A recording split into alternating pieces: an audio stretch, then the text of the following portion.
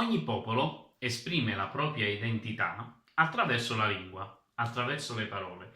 Ed è curioso scoprire come queste parole si creano, come queste parole si formano la loro storia.